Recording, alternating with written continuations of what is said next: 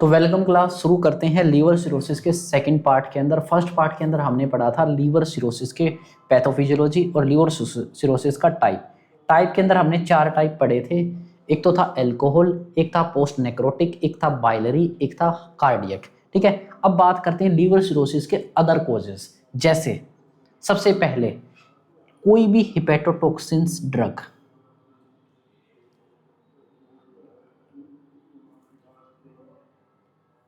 बहुत सारी liver drugs हैं जो हेपेटोटॉक्सिक होती है।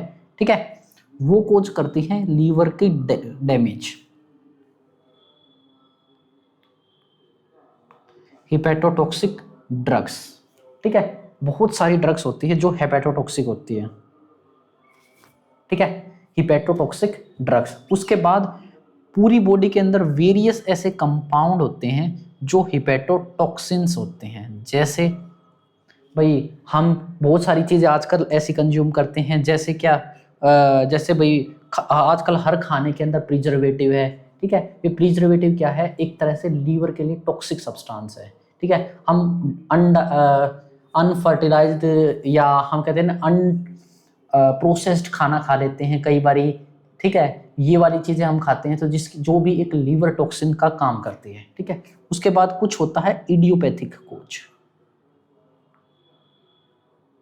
इडियोपैथिक यानी अननोन कोज, जिसकी वजह से लीवर सिरोसिस हो जाती है, जिसको कभी कभार हम ऑटो इम्यून कोज भी बोल देते हैं।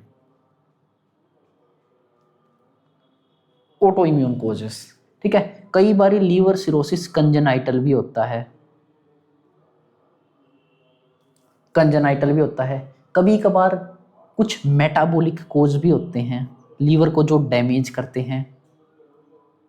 भाई हम कोजेस के अंदर हर वो कोज पढ़ रहे हैं जिसकी वजह से लीवर डैमेज हो सकती है, चाहे वो कुछ ड्रग्स हो, चाहे वो टॉक्सिन्स हो, चाहे वो इडियोपैथिक हो, चाहे वो ऑटो इम्यून हो, चाहे वो कंजेनाइटल डिसऑर्डर हो। मेटाबॉलिक कोज के अंदर जैसे विल्सन डिजीज आपने पढ़ा होगा बच्चों के अंदर। विल्सन डिजीज जिसके अंदर क्या हो जाता है, लीवर के अंदर कॉपर का एक्युमुलेशन हो जाता है, उसको बोलते हैं हम विल्सन डिजीज। ठीक है, ऑटो इम्यून हो गया, लाइफस्टाइल हो गया। हम जो आजकल खाते हैं जैसे हाई फैटी खाना खाते हैं, हम हाई फैटी प्रोसेस्ड फूड खाते हैं,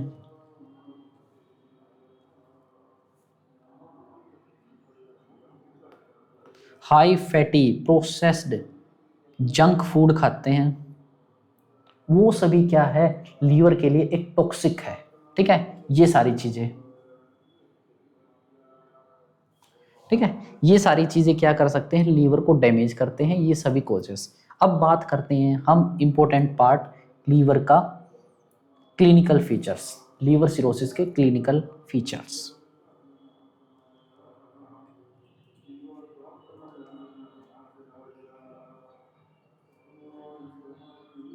जो है इंपॉर्टेंट।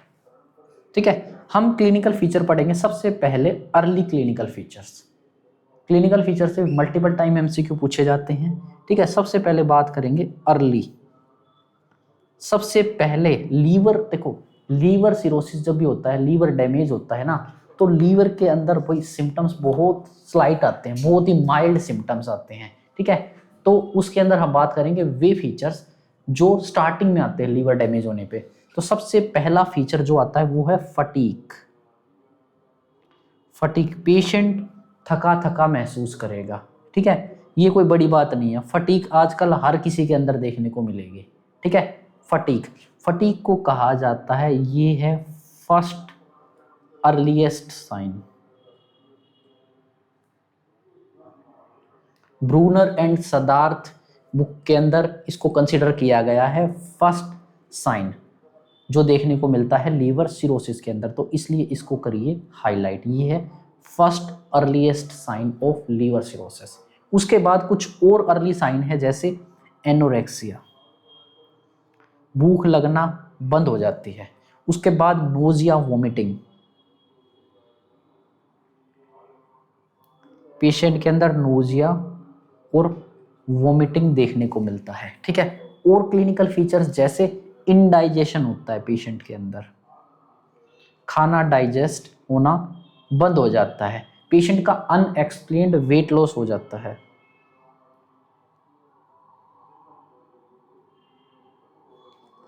अनएक्सप्लेन्ड वेट लॉस हो जाता है पेशेंट के अंदर।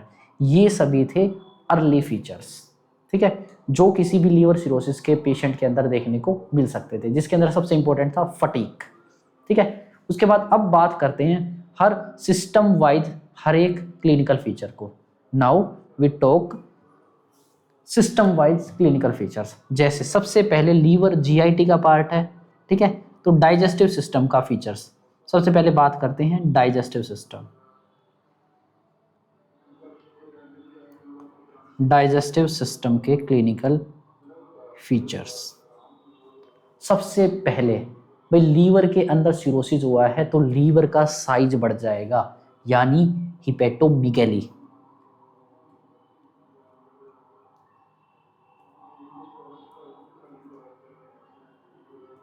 हिपेटोमीगैली, ठीक है। लीवर के साथ साथ स्प्लीन का भी सेम ही हाल होएगा, स्प्लीनोमीगैली। स्प्लीन और लीवर दोनों का साइज बढ़ जाएगा, किस वजह से? किसकी वजह से हुआ है ये? लीवर सिरोसिस की वजह से। प्लस में देखो स्प्लीन इस तरह से अफेक्ट होएगा, जब लीवर के अंदर सिरोसिस होता है तो स्प्लीन का सारा ब्लड जो लीवर की तरफ आना था वो कंजेशन की वजह से वहीं पे अटका हो जाता है और सारा का सारा ब्लड स्प्लीन के अंदर कलेक्ट हो जाता है और जिससे स्प्लीन का साइज बढ़ जाता है, ठीक है। उसके बाद एक और होता है फीचर डाइजेस्टिव सिस्टम के वजह से, एसाइटिस। अपने को पता है एसाइटिस क्या हो जाता है? पेरिटोनियल कैविटी के अंदर फ्लूइड का एक्यूमुलेशन होना।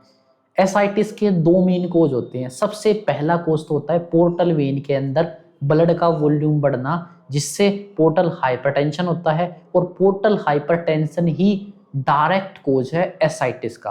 प्लस में लीवर एक एल्ब्यूमिन प्रोटीन बनाती है जो क्या करता है?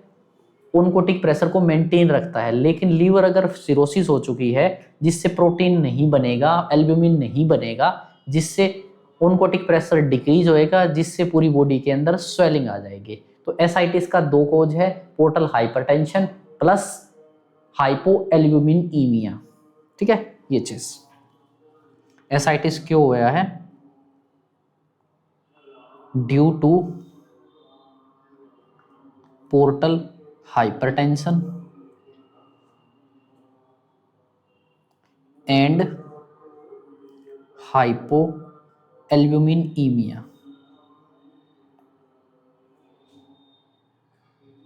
ठीक है, हाइपोएल्ब्यूमिनीमिया, ठीक है। उसके बाद एक होता है फैटर हेपेटिकस। फैटर हिपेटिकस, ये क्या होता है? फैटर हेपेटिकस मतलब जब लीवर सिरोसिस वाले पेशेंट के आप रेस्पिरेशन को, उसकी सांस को अगर आप स्मेल करोगे तो आपको एक फ्रूटी स्मेल आएगी। ये फ्रूटी स्मेल होने का कारण होता है सल्फर। सल्फर एक वोलेटाइल कंपाउंड है। वोलेटाइल मतलब जो इवेपोरेट होता है, एक ऐसा कंपाउंड है जो बॉडी के अंदर प्रोड्यूस होता है, एक टॉक्सिक सब्सटेंस है, ठीक है। वैसे तो इसको लीवर मेटाबोलाइज करके बॉडी से बाहर निकालती है, लेकिन लीवर सिरोसिस होने की वजह से ये पल्मो सिस्टम के अंदर एंटर हो जाता है और लंग्स के थ्रू बॉडी से बाहर निकलना शुरू हो जाता है, जिससे पेशेंट के अंदर फ्रूटी स्मेल देखने को मिलती है, ठीक है। फैटस हेपेटिकस, फीटर हेपेटिकस,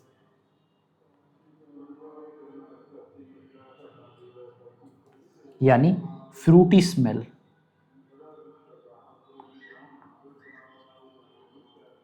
फ्रूटी स्मेल इन पेशेंट, ठीक है। क्यों होता है? ठीक है, ये क्यों हो रहा है? लीवर सिरोसिस की वजह से। अब पेशेंट को क्या है? लीवर सिरोसिस है। इस पेशेंट को क्या है? लीवर सिरोसिस है, जिससे क्या हो जाता है? बॉडी के अंदर टॉक्सिन्स बढ़ जाते हैं। टॉक्सिन कौन सा? सल्फर, ठीक है। और सल्फर कैसा होता है? वोलेटाइल होता है। वोलेटाइल सल्फर का लेवल बढ़ने लग जाता है, जिससे क्या होता है? ये सल्फर पल्मो सिस्टम में लंग्स के पास पहुंचता है और लंग्स के थ्रू बॉडी से एक्सक्रीट होता है,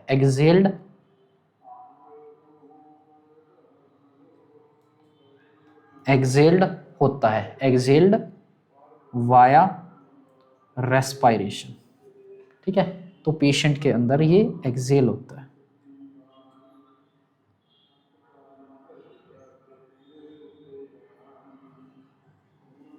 ओके, ये होता है फेटर हेपेटिकस का पैथोफिजियोलॉजी। उसके बाद बात करते हैं हम अगले क्लिनिकल फीचर्स की। तो यहाँ पे देखने को मिलता है आपको ईसोफेजियल वेरिसिस।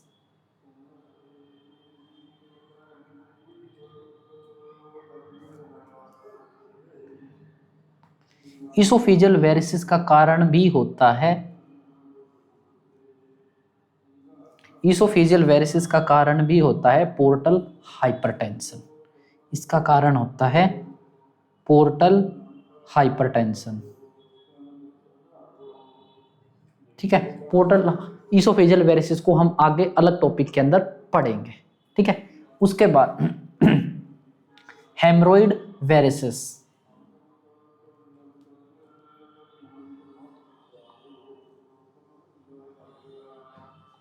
हेमरोइड वेरिसिस, इसका भी कारण सेम होता है, पोर्टल हाइपरटेंशन।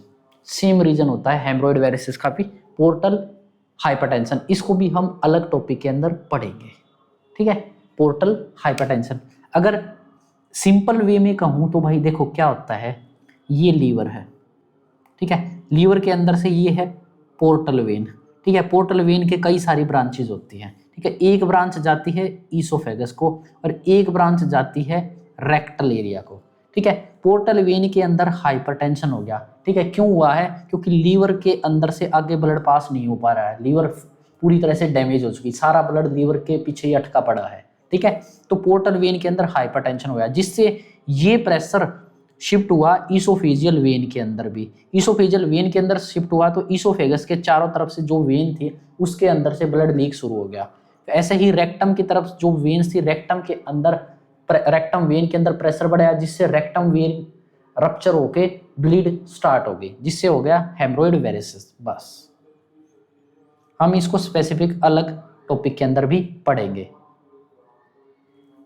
बस ठीक है, उसके बाद भाई लीवर सिरोसिस है, तो सबसे मेन क्लिनिकल फीचर तो रह ही गया, जॉन्डिस या एक्टेरिस। जॉन्डिस भी पेशेंट के अंदर देखने को मिलता है। तो ये थे आपके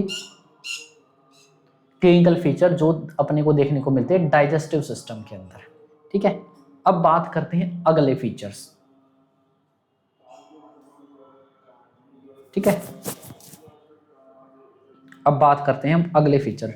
डाइजेस्टिव सिस्टम के बाद हम बात करते हैं स्किन से रिलेटेड, डर्मा से रिलेटेड।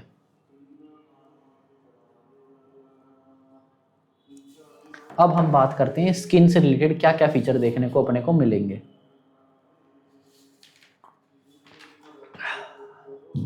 स्किन देखिए,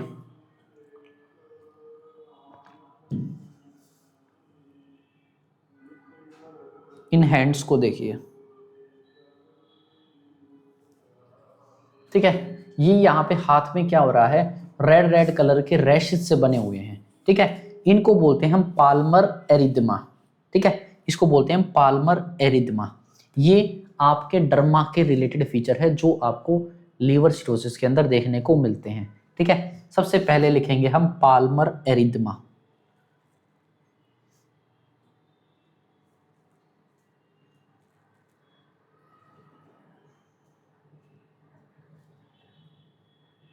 पाल्मर एरिथमा।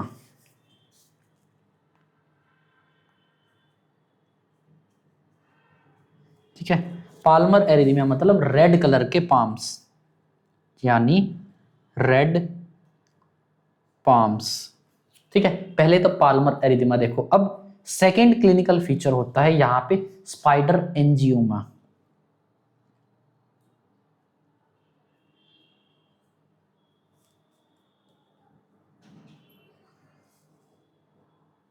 ठीक है, अब स्पाइडर एंजियोमा कैसा होता है, एक इमेज देखिए। ये देखिए, आपको दिख रहा है? ये देखिए, ये आईज के नीचे वही स्किन के ऊपर ऐसा लग रहा है, बीच में तो एक डॉट सा है, ठीक है, और उसके चारों तरफ से क्या हो रहे हैं, ठीक है, बीच में तो ऐसे एक डॉट सा है, उसके चारों तरफ ऐसी ब्रांचेस निकली हुई, जैसे मकड़ी के बहुत सारे पैर होते हैं ना, इस तरह से। इसको देखिए, ठीक है, दिस इज पाल्मर, नहीं, दिस इज स्पाइडर एंजियोमा, और ये हाथों वाले को बोलते हैं हम पाल्मर एरिदमा, ठीक है, पाल्मर एरिदमा, ये था स्पाइडर एंजियोमा। अब बात करते हैं इन दोनों का कारण क्या है। देखिए, पाल्मर एरिथमा और स्पाइडर एंजियोमा दोनों का कारण है एस्ट्रोजन का लेवल बढ़ जाना। देखो, एस्ट्रोजन का एक हार्मोन है जो हमारी बॉडी के अंदर प्रेजेंट होता है, और एस्ट्रोजन हार्मोन मेटाबोलाइज होता है लीवर के अंदर, और लीवर के अंदर अब सिरोसिस है, ठीक है। तो सिरोसिस होने की वजह से लीवर एस्ट्रोजन हार्मोन को मेटाबोलाइज नहीं कर पाती, जिससे बॉडी के अंदर एस्ट्रोजन का लेवल एक्सपोनेंशियली इंक्रीज हो जाता है, जिससे जो एस्ट्रोजन है वो क्या करता है, जो अपनी सरफेस की ब्लड वेसल्स है ना, जो माइक्रो ब्लड वेसल्स है, उनको क्या कर देता है, डायलेट कर देता है, ठीक है। जिससे यहाँ पे देखो, फेस के पास ये वेसल्स डायलेट हुई तो ऐसे स्पाइडर जैसी शेप बनाई, हाथों में पाम्स के चारों तरफ डायलेट हुई तो ऐसे ऐसे छोटे छोटे दाने दाने से बना दिए, ठीक है। तो ये हो गया आपका पाल्मर एरिथमा और स्पाइडर एंजियोमा। ये क्यों हुआ है, एस्ट्रोजन के लेवल को बढ़ने की वजह से, ठीक है। ये क्या हुआ है, इनको लिख लेते हैं। पैथोफिजियोलॉजी याद रखने के लिए आप लिखना चाहो लिखो, ना लिखना चाहो आपकी मर्जी है, ठीक है। क्या होता है इन दोनों के अंदर, इन लीवर सिरोसिस एस्ट्रोजन, जो एस्ट्रोजन हार्मोन है, ठीक है, is fail to metabolise,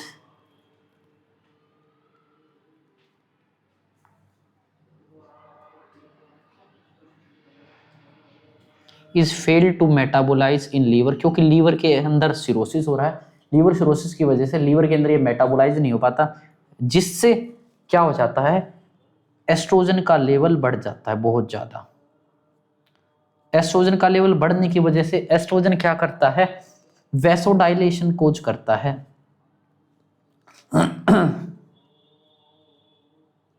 vasodilation of surface vessels, ठीक है। सरफेस, जितनी भी सरफेस के ऊपर ब्लड वेसल्स है, उन सभी के अंदर क्या होता है,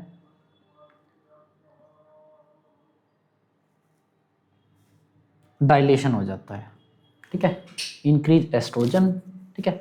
लीवर सिरोसिस की वजह से एस्ट्रोजन मेटाबोलाइज नहीं हो पाता लीवर के अंदर, जिससे एस्ट्रोजन का लेवल बढ़ता है। एस्ट्रोजन क्या कर देता है, ब्लड वेसल्स को डायलेट कर देता है, सरफेस वाली, ठीक है। इससे आपको पाल्मर एरिथमा और स्पाइडर एंजियोमा देखने को मिलता है, ठीक है। आप लिखना चाहो तो लिख सकते हो, ठीक है।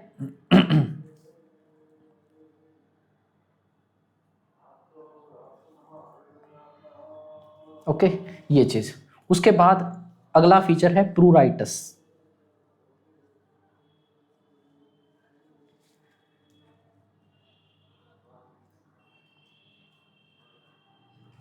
प्रूराइटस, व्हाट इज प्रूराइटस?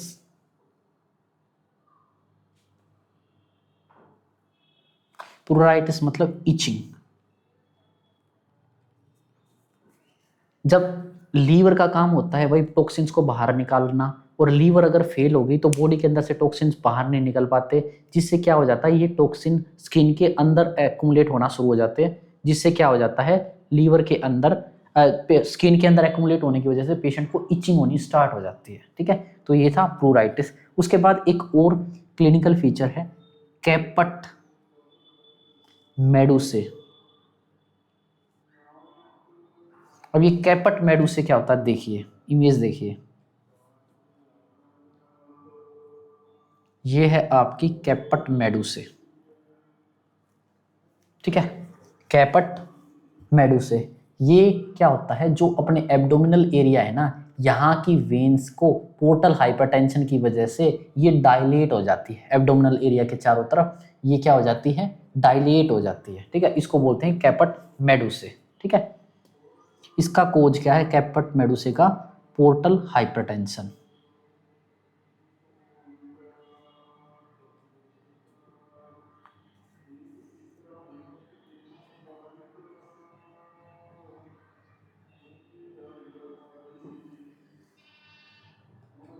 कैपट मेडुसे का रीजन क्या है, पोर्टल हाइपरटेंशन, ठीक है, ये चीज ओके। उसके बाद बात करते हैं हम एंडोक्राइनल सिम्टम्स के।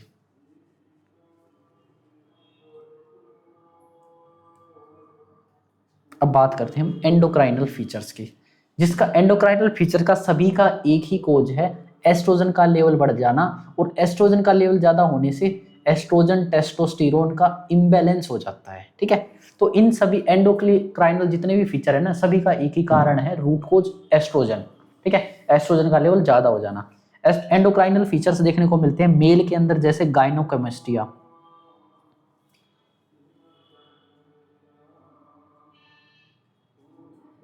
गायनेकोमेस्टिया यानी मेल के अंदर फीमेल लाइक ब्रेस्ट का डेवलपमेंट होना शुरू हो जाता है, गायनेकोमेस्टिया,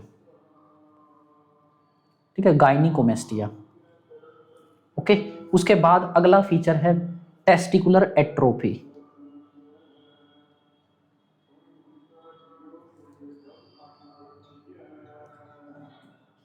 टेस्टिकुलर एट्रोफी, टेस्टिस की एट्रोफी हो जाती है, टेस्टिस का साइज डिक्रीज हो जाता है। Loss of libido,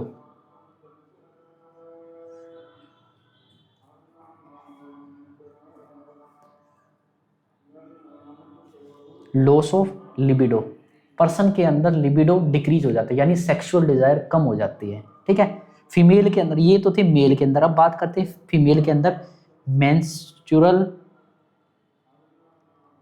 irregularity. इन सभी का एक ही कोज है भाई, एस्ट्रोजन टेस्टोस्टेरोन का लेवल डिस्टर्ब हो जाना, ठीक है। इन सभी का एक ही कोज है, एस्ट्रोजन और टेस्टोस्टेरोन का लेवल डिस्टर्ब हो जाना, due to disturbance in oestrogen,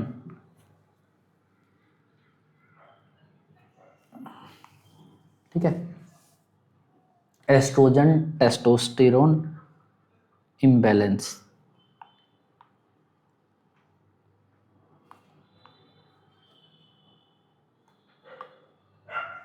due to disturbance in oestrogen testosterone imbalance. बस ये थे आपके एंडोक्राइनल फीचर्स। अब बात करते हैं सेंट्रल नर्वस सिस्टम के क्लिनिकल फीचर्स।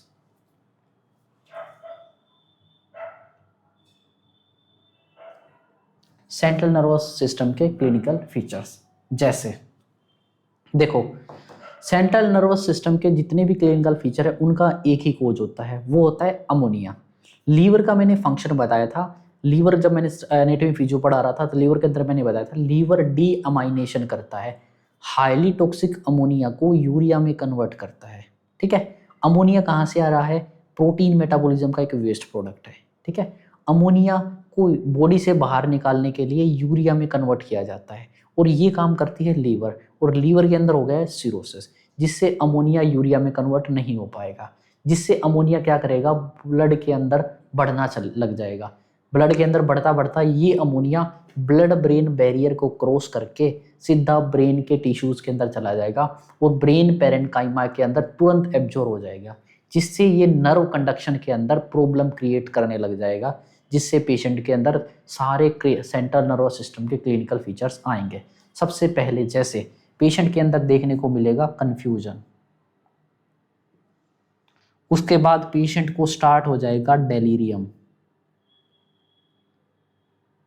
पहले कंफ्यूजन होएगा, उसके बाद पेशेंट के अंदर स्टार्ट हो जाएगा डेलीरियम, ठीक है। उसके बाद फिर पेशेंट का लेवल ऑफ कॉन्शियसनेस अल्टर हो जाएगा, alter level of consciousness patient का हो जाएगा। उसके बाद पेशेंट की पर्सनैलिटी चेंज होने शुरू हो जाएंगी। इन सभी का कोज क्या है, अमोनिया। अमोनिया जाएगा, ब्रेन के अंदर जाएगा और ब्रेन के सारे फंक्शन को डिस्टर्ब करना शुरू कर देगा, ठीक है, पर्सनैलिटी चेंज हो जाएगी। उसके बाद पेशेंट को होएगा asterixis. What is asterixis? It is flapping hand tremor. देखिए ये होता है asterixis, flapping hand tremor. Patient को कहेंगे आप ऐसे हाथ करो, ठीक है, जैसे पेशेंट जैसे ही हाथ सीधे करेगा ना, हाथ ऐसे कांपने लग जाएंगे पेशेंट के। This is एस्ट्रेक्सिस। एस्ट्रेक्सिस को कहा जाता है flapping hand tremor.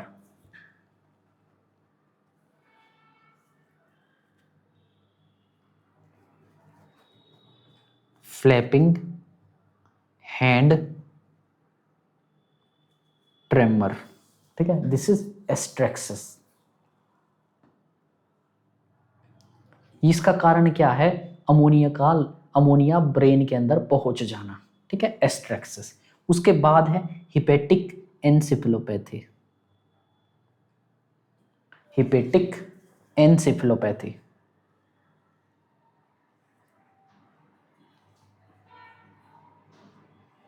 Hepatic encephalopathy यानी इसको दूसरा नाम भी होता है हेपेटिक कोमा।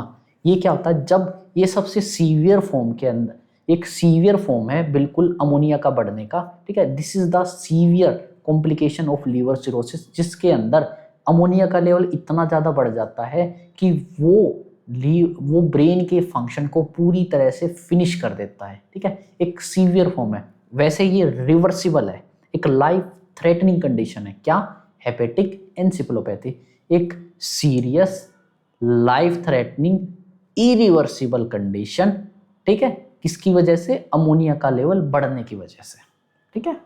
यह है सीएनएस के फीचर्स।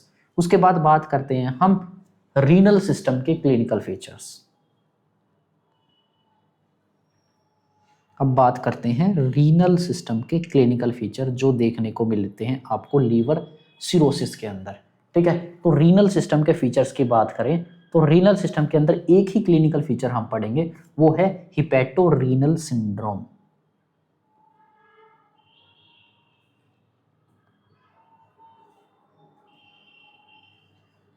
अब ये थोड़ा सा ट्रिकी है, एक बार देखिए, ठीक है, हिपैटोरीनल सिंड्रोम।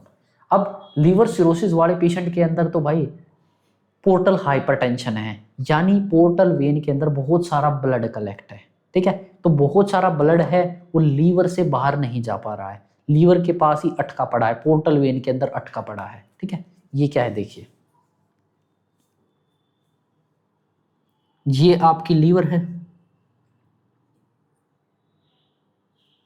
ये आपकी पोर्टल वेन है, और पोर्टल वेन की ये ब्रांचेस हैं जो पूरे जीआईटी ऑर्गन्स से आई हैं, ठीक है, आई हैं, और ये जाना चाहिए था हार्ट के पास ब्लड, ठीक है, लेकिन क्या हो रहा है? लीवर पूरी तरह से डैमेज हो गई है, खराब हो गई है, खराब हो गई है, तो जो ब्लड है यहाँ पे है, इस वाले एरिया के अंदर, इन वेन्स के अंदर है, वो ब्लड लीवर के थ्रू आगे हार्ट के पास नहीं जा पा रहा है, जिससे हार्ट के पास ब्लड कम पहुंच रहा है। अब हार्ट के पास ब्लड कम पहुंच रहा है तो हार्ट कार्डियक आउटपुट जो निकालता है वो भी कम निकाल पा रहा है, जिससे किडनी के पास जो ब्लड जा रहा है वो भी कम जा पा रहा है, ठीक है। किडनी के पास ब्लड कम जा रहा है तो किडनी की एक ब्लड वेसल होती है एफरेंट ब्लड वेसल्स, ठीक है, तो एफरेंट ब्लड वेसल के पास भी ऑब्वियस सी बात है कम ही ब्लड जाएगा। तो जब भी एफरेंट ब्लड वेसल्स के पास कम ब्लड जाता है तो एक सिस्टम एक्टिवेट होता है जिसका नाम होता है रास, रेनिन एंजियोटेंसिन एल्डोस्टेरोन सिस्टम, ठीक है। तो सर्कुलेटरी वॉल्यूम कम होने की वजह से रास एक्टिवेट हो गया, जिससे क्या हुआ है?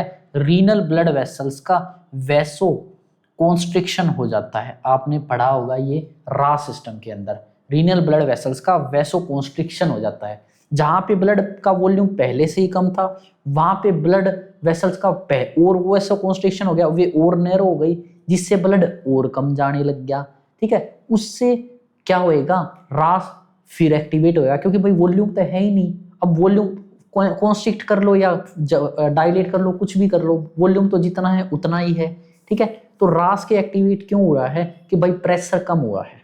देखो दोबारा से सुनो, मैं क्या बता रहा हूं, लीवर के अंदर सिरोसिस है, जिससे ब्लड हार्ट के पास कम जा रहा है, हार्ट के पास कम जा रहा है ब्लड, तो हार्ट किडनी के पास भी कम पहुंचा रहा है, तो कम हार्ट किडनी के पास ब्लड जा रहा है, तो उससे क्या हो रहा है, जो एफरेंट ब्लड वेसल्स है ना, उसके अंदर बीपी ड्रॉप हो रहा है। एफरेंट ब्लड वेसल्स के अंदर बीपी ड्रॉप होता है, जिससे एक सिस्टम एक्टिवेट होता है जिसका नाम है रास। ये रास सिस्टम क्या करता है, एफरेंट ब्लड वेसल्स को कॉन्स्ट्रिक्ट कर देता है ताकि बीपी बढ़े। लेकिन बीपी बढ़ेगा कैसे, वॉल्यूम तो है ही नहीं, वॉल्यूम तो अटका पड़ा है, ठीक है।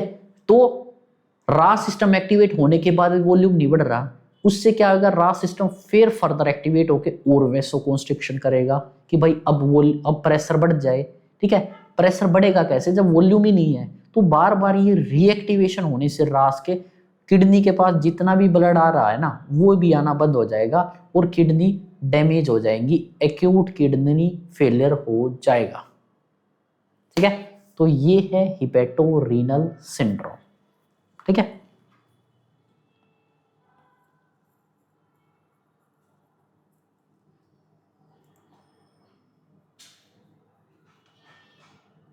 अब इसको लिख लेते हैं।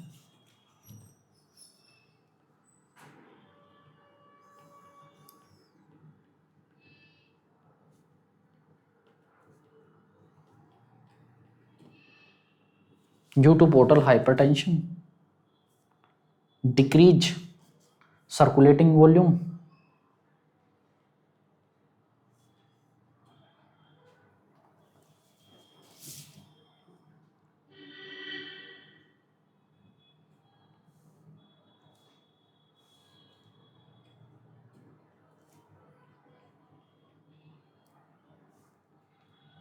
जिससे रास एक्टिवेट,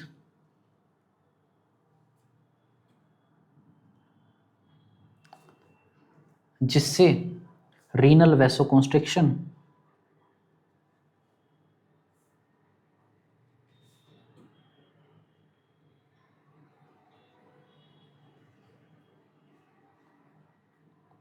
जिससे AKI एक्यूट किडनी इंजरी या रीनल फेलियर, ठीक है।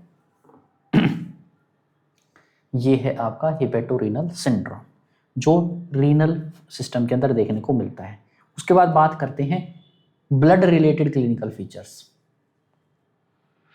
ठीक है। ब्लड रिलेटेड क्लिनिकल फीचर्स जो आपको लीवर सिरोसिस के अंदर देखने को मिलेंगे। यहाँ पे दो क्लिनिकल फीचर आपको देखने को मिलेंगे, एक तो होएगा thrombocytopenia,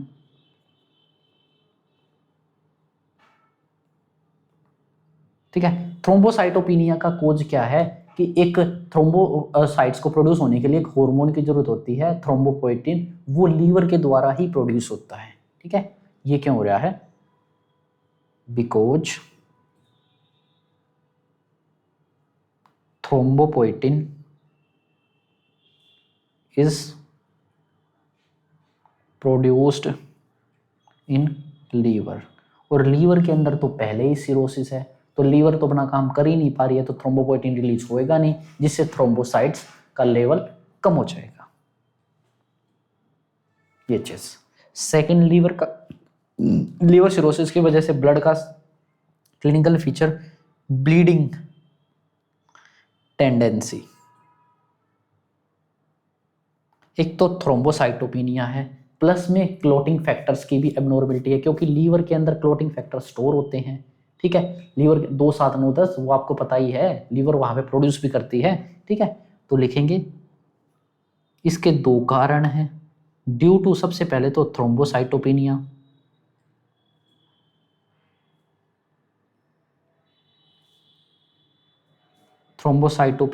and decrease clotting factors,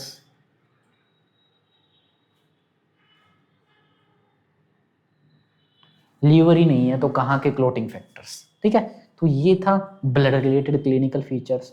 उसके बाद बात करते हैं हम कार्डियो रिलेटेड क्लिनिकल फीचर्स जो लीवर सिरोसिस की वजह से देखने को मिलेंगे। एक very very important clinical feature जिसका बार बार मैं अभी तक जिक्र करता आया हूं, वो क्या है, पोर्टल हाइपरटेंशन, ठीक है। पोर्टल वेन के अंदर ब्लड प्रेशर बढ़ जाएगा, क्यों, क्योंकि पोर्टल वेन को ब्लड लीवर के थ्रू हार्ट पे पहुंचाना था, और लीवर के अंदर सिरोसिस है, वो लीवर को क्रॉस नहीं कर पा रहा है, ब्लड वहीं के वहीं पे पोर्टल वेन में इकट्ठा हुआ है, तो वॉल्यूम बढ़ने लग रहा है, वॉल्यूम बढ़ रहा है तो प्रेशर बढ़ रहा है, तो दिस इज पोर्टल हाइपरटेंशन। ठीक है, तो ये आपको देखने को मिलेगा। ये थे सभी क्लिनिकल फीचर जो आपको देखने को मिलेंगे लीवर सिरोसिस के अंदर। अब सभी को एक बारी देखते हैं, जो जो इंपॉर्टेंट है उनको हाईलाइट करते हैं। देखिए, सबसे पहले डाइजेस्टिव सिस्टम के अंदर एसाइटिस को हाईलाइट कीजिए, फैटर हिपेटिकस को हाईलाइट कीजिए, ईसोफेजियल वेरिसिस को भी हाईलाइट कीजिए, हेमरोइड वेरिसिस को भी हाईलाइट कीजिए, पाल्मर एरिथमा को भी हाईलाइट कीजिए, स्पाइडर एंजियोमा को भी हाईलाइट कीजिए, कैपट मेडुसे को भी हाईलाइट कीजिए। जो जिनकी मैंने इमेज लगाई हुई ना, वे इमेज सभी इंपॉर्टेंट है। एंडो में कोई इतना खास इंपॉर्टेंट नहीं है। एस्ट्रेक्सिस को हाईलाइट कीजिए, और हेपेटिक एन्सेफेलोपैथी जिसको हेपेटिक कोमा कहते हैं उसको भी हाईलाइट कीजिए। उसके बाद रीनल के अंदर हिपेटोरीनल सिंड्रोम आपको पता होना चाहिए। उसके बाद कार्डियो के अंदर पल्मोनरी पोर्टल हाइपरटेंशन को हाईलाइट कीजिए। ये सभी थे कोजेस। उसके बाद अब बात करते हैं हम कॉम्प्लिकेशंस का। अब ये हो गए कोज आपके फिनिश। अब बात करते हैं हम कॉम्प्लिकेशंस जो लीवर सिरोसिस के अंदर देखने को मिलते हैं। ठीक है,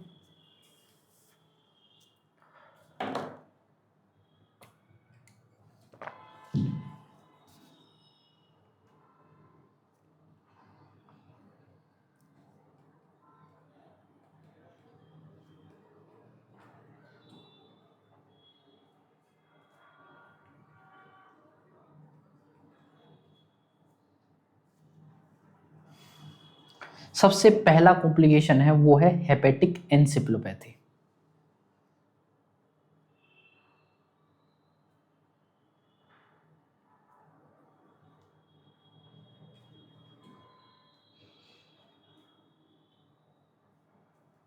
जिसका दूसरा नाम होता है हिपेटिक कोमा।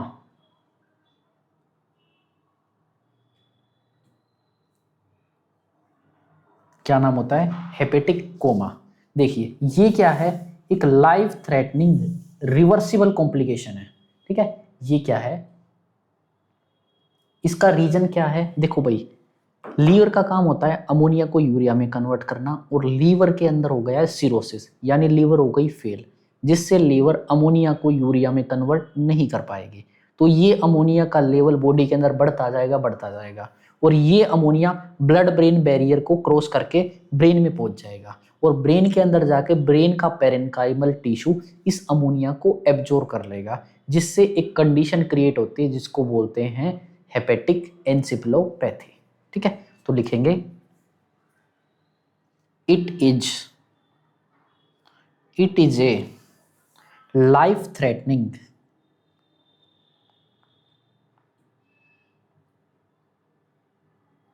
Reversible condition.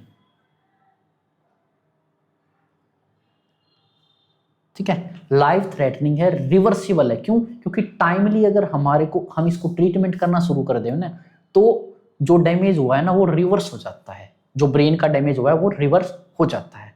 ठीक है, life threatening reversible condition of liver failure.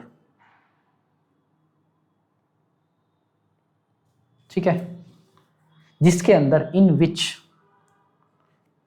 क्या होता है? It is loss of brain function when liver is unable to remove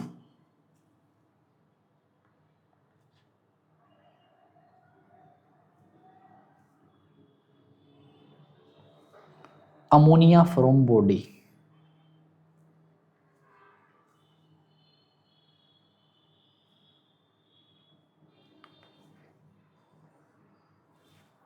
ठीक है, अमोनिया फ्रॉम बॉडी।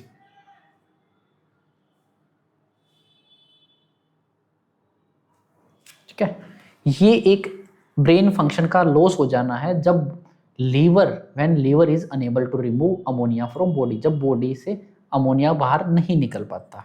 ठीक है, अब बात करते हैं इसकी पैथोफिजियोलॉजी, छोटी सी पैथोफिजियोलॉजी लिख लेते हैं।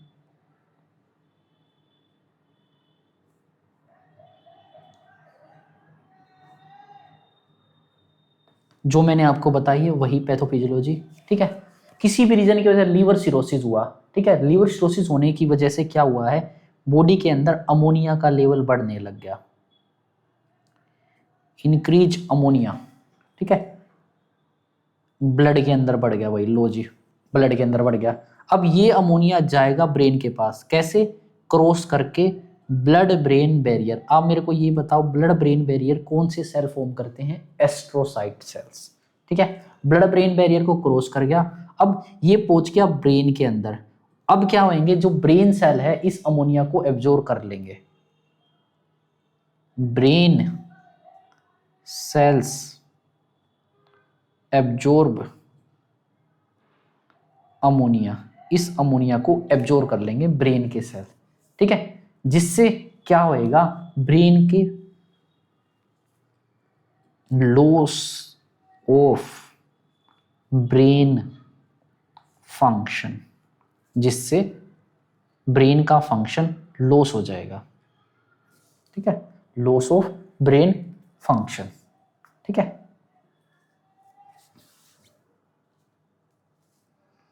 जिससे swelling in brain cells, brain cells के अंदर स्वेलिंग स्टार्ट हो जाएगी और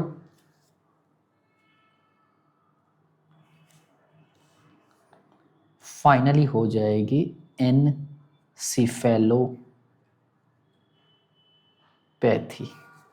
जिससे हो जाएगी एनसिफेलोपैथी।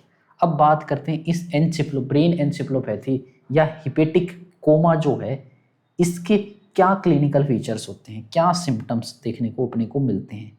तो मैं बात करता हूँ इसके क्लिनिकल फीचर्स की। ठीक है, तो सब इसके क्लिनिकल फीचर्स होते हैं स्टेज बाय स्टेज। सबसे पहले पहली स्टेज के अंदर कुछ और होएगा, उसके बाद कुछ और, उसके बाद कुछ और। ये यहाँ पे स्टार्ट होता है सबसे अर्ली स्टेज के अंदर डिस्टर्ब स्लीप पैटर्न से, डिस्टर्ब स्लीप पैटर्न से। और जो ये मैं क्लिनिकल फीचर बता रहा हूं ये इसी स्टेज में चलते हैं। ठीक है, सबसे पहले हमेशा स्लीप पैटर्न डिस्टर्ब होता है, उसके बाद क्या होता है, लेथार्जी और पर्सनैलिटी चेंज होती है, लेथार्जी थकावट एंड पर्सनैलिटी चेंजेस।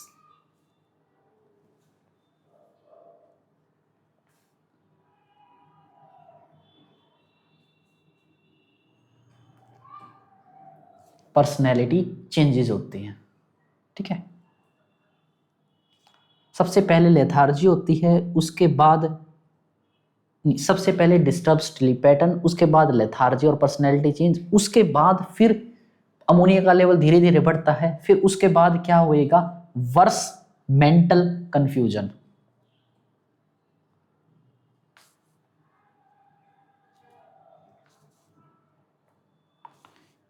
पर्सन के अंदर मेंटल कंफ्यूजन बिल्कुल वर्स्ट हो जाएगा। ठीक है, वर्स्ट मेंटल कंफ्यूजन। उसके बाद क्या होएगा, अगली स्टेज के अंदर वर्स्ट मेंटल कंफ्यूजन के बाद पेशेंट को हो जाएगा कोमा। ठीक है, फाइनली हो जाएगा पेशेंट को कोमा। ठीक है, मैंने क्या बताया, सबसे पहले डिस्टर्ब स्लीप पैटर्न, उसके बाद लेथार्जी और पर्सनैलिटी चेंज, उसके बाद वर्स्ट मेंटल कंफ्यूजन, उसके बाद कोमा। ये इस तरह से क्लिनिकल फीचर देखने को मिलेंगे। ठीक है, और इसके अलावा और भी कुछ कुछ क्लिनिकल फीचर होते हैं, अदर्स के अंदर लिख लो, जैसे सीजर देखने को मिल सकता है अपने को, सीजर के साथ साथ अपने को और क्या क्या चीजें देखने को मिल सकती है, सबसे पहले तो सीजर देखने को मिलेगा और सेरिब्रल एडिमा भी देखने को मिल सकता है। ठीक है, सेरिब्रल एडिमा।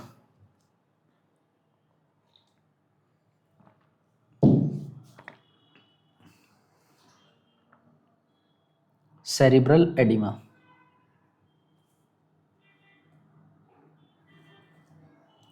अब बात करते हैं इसके मैनेजमेंट की। तो भाई मैनेजमेंट में हमने एक ही चीज लिखनी है, drug of choice. Drug of choice है यहाँ पे लैक्टुलोज, यहाँ पे लिख लो ड्रग ऑफ चॉइस क्या है, लैक्टुलोज। ये है इसकी ड्रग ऑफ चॉइस, चाहे ओरली दे लो चाहे एनिमा के थ्रू दे लो, देना है लैक्टुलोज। ठीक है, तो ये था आपका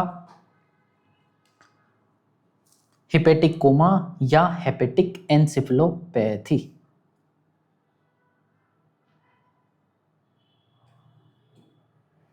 ओके, अब बात करते हैं अपनी सेकंड कॉम्प्लिकेशन की। अब बात करते हैं हम अपनी सेकंड कॉम्प्लिकेशन की, जिसका नाम है पोर्टल हाइपरटेंशन।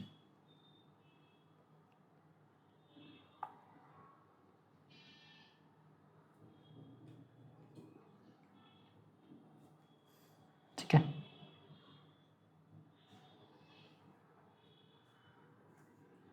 पोर्टल वेन के अंदर हाइपरटेंशन हो जाना यानी प्रेशर का बढ़ जाना। पोर्टल हाइपरटेंशन अपने को पता है भाई, अभी तक इतनी बारी पढ़ लिया पोर्टल हाइपरटेंशन हमने, अब तो पता है इसका, इससे नाम से तो यूज टू हो चुके होंगे। ठीक है, क्या है portal hypertension.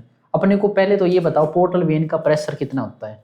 Normally portal vein का प्रेशर होता है, बताइए,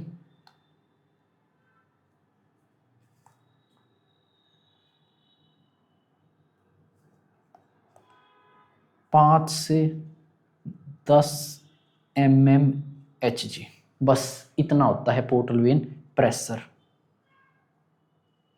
5 to 10 mmHg। ठीक है, तो ये है पोर्टल हाइपरटेंशन। ठीक है, अब पोर्टल हाइपरटेंशन आपको पता है क्या होता है, ये चीज कैसे होता है ये भी पता है। ये आपका लीवर है, लीवर के अंदर से एक बड़ी सी वेन, लीवर को एक बड़ी सी वेन लेके आती है ब्लड, और ये वेन कनेक्ट होती है वेरियस ऑर्गन से। इस वेन का नाम क्या था, ये है पोर्टल वेन। अब लीवर के अंदर क्या हो गया है, सिरोसिस, जिससे ये ब्लड पोर्टल वेन से आगे नहीं जा पा रहा है। पोर्टल वेन से आगे नहीं जा पा रहा है, जिससे क्या होगा, पोर्टल वेन के अंदर ब्लड वॉल्यूम इंक्रीज हो गया। ब्लड वॉल्यूम इंक्रीज होने से प्रेशर भी इंक्रीज हो गया। उस प्रेशर इंक्रीज होने को बोला जाता है पोर्टल हाइपरटेंशन। और ये पोर्टल हाइपरटेंशन ही डायरेक्ट कोज है दो कंडीशंस का, दो नहीं 3 कंडीशंस का, 1 2 3। सबसे पहला तो ascites, ascites. Second oesophageal वेरिसिस,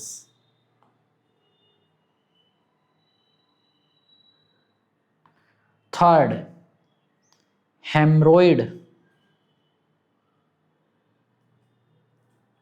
haemorrhoidal varices. ठीक है, क्या कोज है, सभी का कोज क्या है, पोर्टल हाइपरटेंशन। ठीक है, ये था आपका पोर्टल हाइपरटेंशन। ओके, उसके बाद बात करते हैं तीसरा कॉम्प्लिकेशन जो लीवर सिरोसिस के अंदर अपने को देखने को मिलता है, थर्ड कॉम्प्लिकेशन, जिसका नाम है एसाइटिस। ठीक है, एसाइटिस मतलब पेरिटोनियम कैविटी के अंदर फ्लूइड का एक्युमुलेशन हो जाना, उसको कहा जाता है एसाइटिस, यानी accumulation of fluid,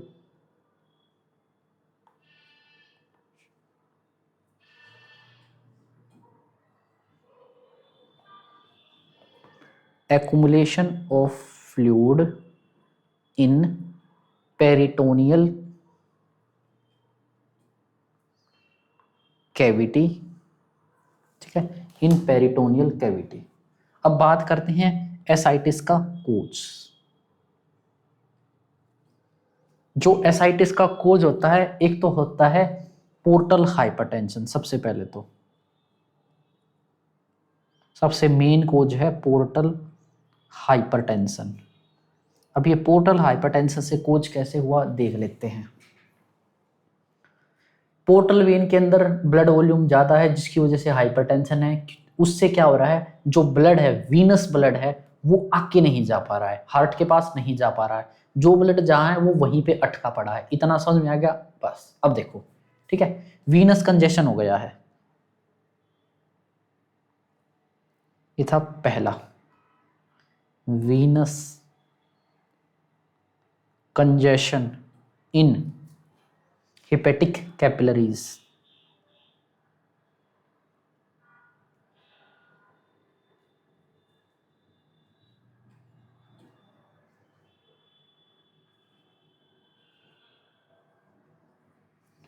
hepatic capillaries, जिससे क्या हुआ है, कंजेस्टेड, जिससे क्या हुआ है, जो कंजेस्टेड कैपिलरी है वो लीक, वहां से लीकेज स्टार्ट हो गया। Congested capillaries started leaking fluid in peritoneal cavity.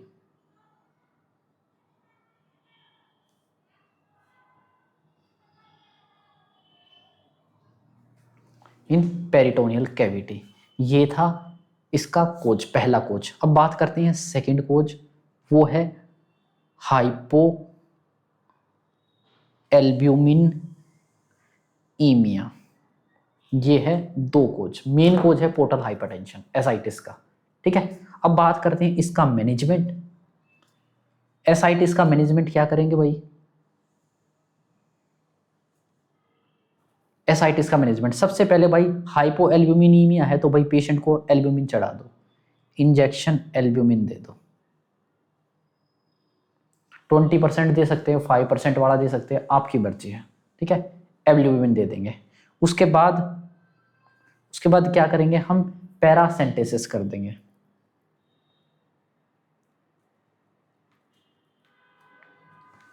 पैरासेंटेसिस कर देंगे, और पैरासेंटेसिस ही है ट्रीटमेंट ऑफ चॉइस। ये है ट्रीटमेंट ऑफ चॉइस। ये था आपका कॉम्प्लिकेशन तीसरा। अब बात करते हैं फोर्थ कॉम्प्लिकेशन का, जो है जॉन्डिस। बस जॉन्डिस या इक्टीरस।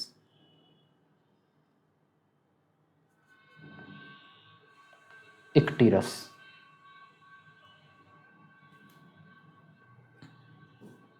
ये चीज जॉन्डिस के बारे में मैंने पढ़ा रखा है पीडियाट्रिक्स के अंदर, जॉन्डिस के बारे में सब कुछ, ठीक है। पोर्टल हाइपरटेंशन को हम अलग से पढ़ेंगे, ठीक है, वैसे मैंने बता भी दिया, और अलग से पढ़ेंगे भी, ठीक है। तो ये थे कॉम्प्लिकेशन जो हम लीवर सिरोसिस के अंदर पढ़ेंगे।